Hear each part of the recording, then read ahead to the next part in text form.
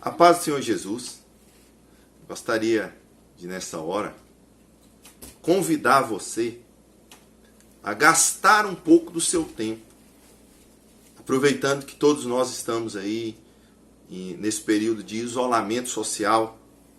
Eu quero estar trazendo ao seu coração uma palavra de Deus, mas eu gostaria de convidar a você a assistir este vídeo até o final.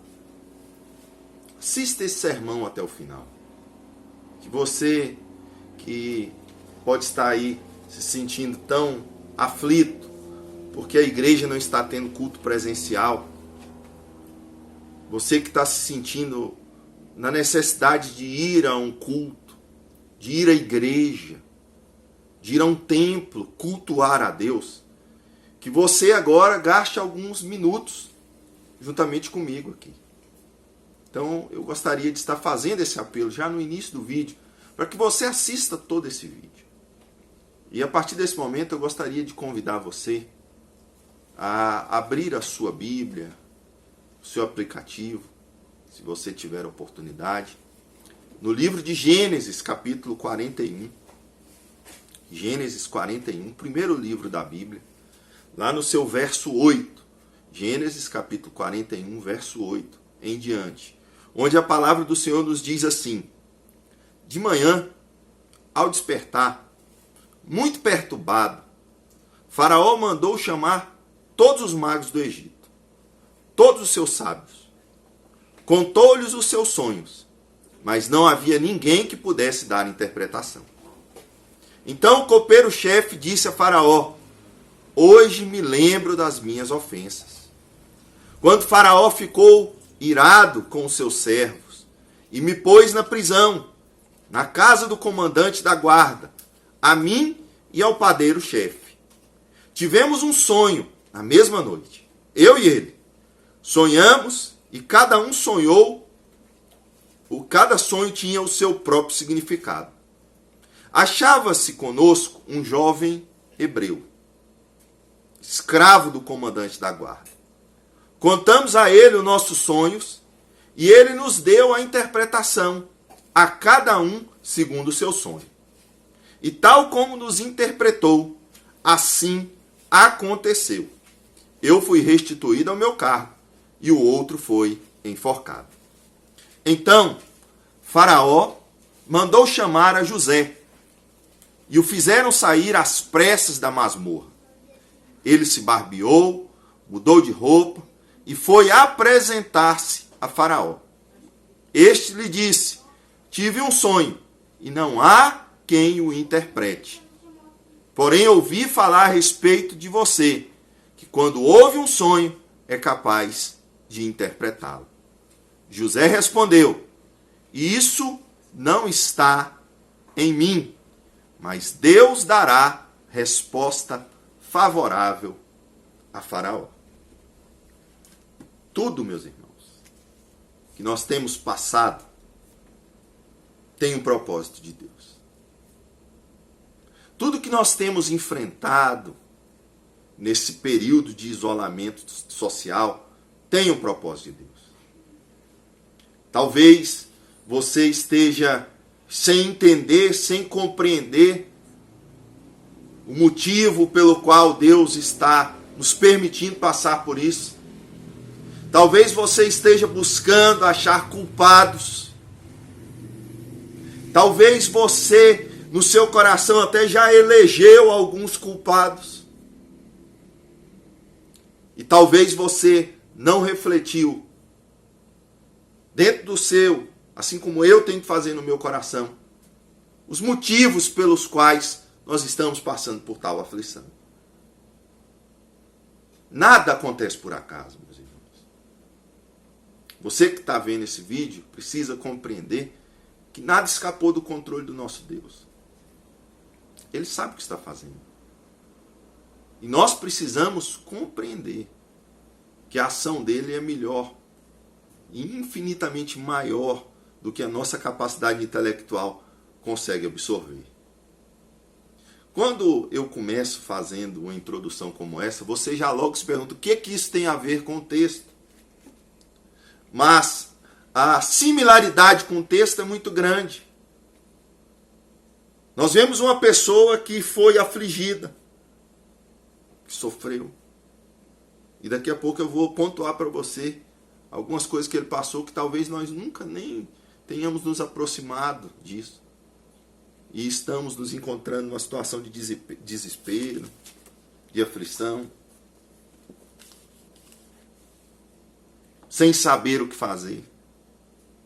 Mesmo que nós não estejamos entendendo no presente o momento, o que Deus está nos permitindo passar, mais na frente nós vamos entender. Você, a partir do momento que começar a refletir sobre como estava a sua vida antes, talvez você estivesse vivendo uma vida desregrada, fazendo aquilo que lhe desse prazer, mesmo que fosse momentâneo. Talvez nós não estamos, ou não estávamos, agradando a Deus, fazendo a vontade do Senhor nosso Deus. E aí Deus nos permite passar por um momento desse, onde mais de 100 países espalhados pelo mundo estão passando por esse flagelo da epidemia, da pandemia. Que nós reflitamos dentro dos nossos corações, revejamos conceitos, venhamos a rever conceitos, rever princípios, rever valores e olhar para o Senhor. Deus sabe a hora certa de agir. Deus sabe a hora certa de agir. Você pode estar pensando que Deus perdeu o controle, que Ele não está vendo nada disso, que isso é culpa do homem. É culpa do homem, é responsabilidade do homem. Mas está no controle divino. É maravilhoso ler o texto bíblico e ver que nós conseguimos tirar lições para nossas vidas. Você, se estiver com a sua Bíblia aberta ou com o seu aplicativo aberto, olhe comigo aí no verso do capítulo 40, no verso 23, onde diz assim: porém o copeiro-chefe não se lembrou de José e se esqueceu dele. E aí você olha o verso 1 do capítulo 41 e a palavra do Senhor vai dizer assim: passados 2 anos completos, Faraó teve um sonho e eis que estava em pé junto ao rio Nilo. Se você voltar no texto do capítulo 40, você vai ver que quando o copeiro fala para o rei, desse momento que ele fala para o rei, para o momento em que ele teve o sonho, passaram-se mais de 2 anos.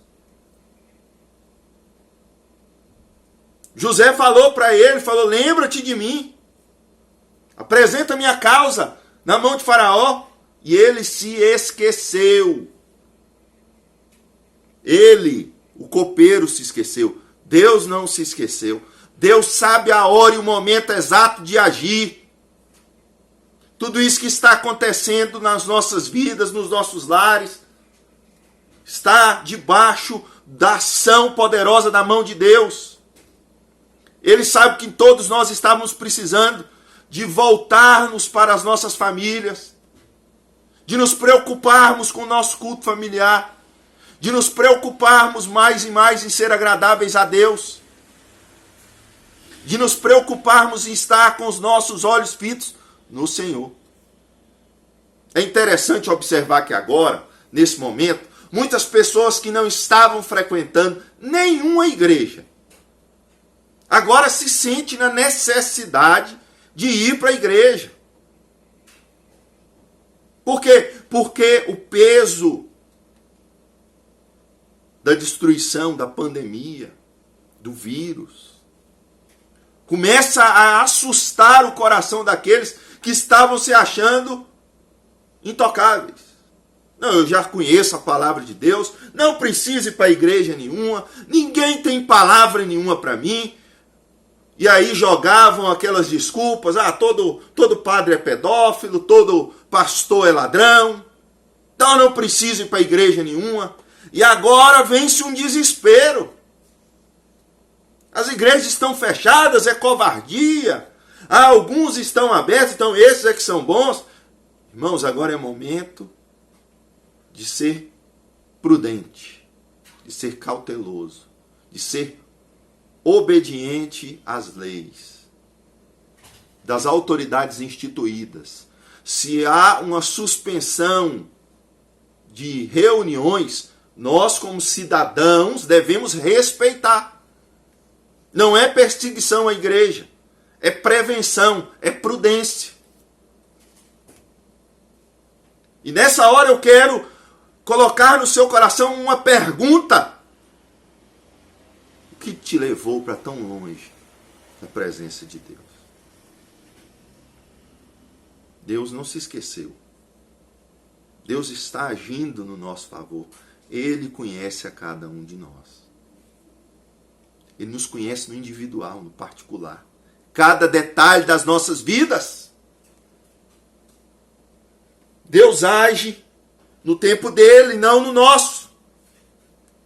Ficou claro, né? O texto é maravilhoso, por isso que nós devemos pregar expositivamente, utilizando o texto que nós estamos lendo. José queria que a resposta fosse imediata. Mas parece que a mão do Senhor dá um pare assim para José e fala: eu preciso te ensinar muitas coisas com esse cativeiro, com esse sofrimento, com essa dor, com essa angústia, com esse momento de isolamento. Eu, Senhor, estou querendo ter um particular com você. Estou querendo ter um momento onde você venha reconhecer a sua dependência completa a mim. Precisamos compreender que este período que estamos passando tem um propósito divino. Devemos procurar entender qual o resultado que toda esta prova produzirá na nossa vida.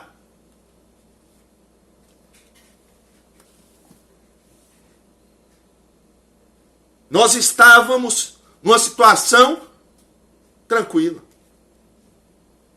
E muitos de nós não estávamos participando da Assembleia dos Santos, cultuando a Deus, unidos, pelos motivos mais fúteis, pelos motivos mais banais, porque hoje tem um filme, porque hoje tem uma festa, porque hoje eu não posso ir porque tem uma programação que é imperdível.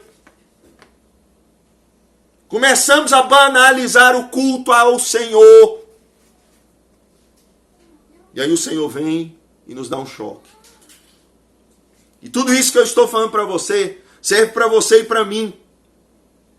Porque José, nós vamos ver aqui que ele perdeu muitas coisas, mas continuou olhando para o Senhor, temendo ao Senhor, servindo ao Senhor, cultuando ao Senhor, buscando ao Senhor. Qual a lição que toda esta prova vai trazer para a sua vida? Que você vai tirar para a sua vida? Irmãos, esse período vai passar. Vai passar. Vai passar. Deus está no controle e esse período vai passar. Assim como a aflição de José passou. Dentro de tudo aquilo que ele passou de sofrimento, de angústia, passou. E ele conseguiu desfrutar de um pouquinho daquilo que Deus tinha preparado para ele. Porque o que Deus tem verdadeiramente preparado para nós, de forma maravilhosa, indizível, Ele está preparado para nós, está preparando para nós nos altos céus. Vamos caminhar um pouco mais no texto. José, vamos ver as perdas de José. José foi jogado numa cisterna pelos seus irmãos. Gênesis capítulo 37, do verso 12 até o 36. Perdeu sua liberdade. Perdeu sua liberdade. O direito de ir e vir. Mas nós ainda podemos ir no mercado. Ainda podemos abastecer o carro. Podemos ir até uma farmácia. Nós ainda conseguimos ir a alguns lugares. Estamos num isolamento social, com algumas restrições, onde o que nós estamos fazendo é para o nosso próprio bem. José passou por tudo isso, no princípio, pensando ele que era por causa da inveja dos seus irmãos. Perdeu sua liberdade. A primeira coisa que ele perdeu foi sua liberdade. Segunda coisa que ele perdeu foi a sua vida. Foi vendido como escravo. A vida dele não pertenceria mais a ele. Aquele que comprou o direito de José exercia agora o que quisesse na vida dele. Era um escravo, sem liberdade, sem direito a decidir o que queria fazer da sua própria vida. Perdeu mais coisa. Perdeu a sua honra. Foi acusado de tentar violar ou violentar a mulher do seu senhor. Olha o que o José passou. E vai além.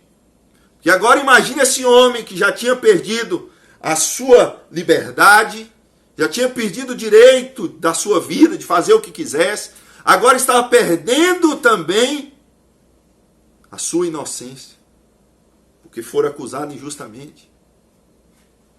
Jogado dentro de uma prisão, com a acusação de estuprador. Passou por tudo isso. Perdeu tudo isso. Mas não perdeu a sua fé. Não perdeu a sua esperança no nosso Deus. O que você tem perdido nesses dias de isolamento? O que você perdeu do momento em que você foi impedido de ir ao culto que talvez você nem ia de forma regular? Perceba que nós precisamos tirar várias lições desse momento que nós estamos passando. Que nosso coração esteja sendo tocado pelo Santo Espírito de Deus. Que nós venhamos aprender a estar com os nossos olhos fitos no Senhor, fazer a vontade dele a todo instante. Conseguiram tirar quase tudo de José, meus irmãos. Menos a sua fé no Deus de Israel e a sua esperança no agir de Deus.